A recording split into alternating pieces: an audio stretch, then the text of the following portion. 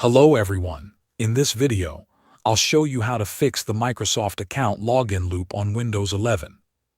First, on the Windows sign-in screen, hold down the Shift key on your keyboard. While holding it, click the power button in the bottom right corner and select Restart. Keep holding Shift until the recovery menu appears.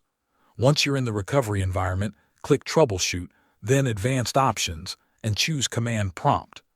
When the command prompt window opens, type regedit and press Enter.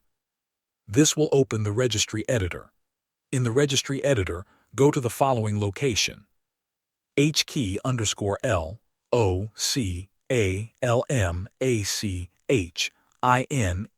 then software, then Microsoft, then Windows NT, then current version, then passwordless, and finally device.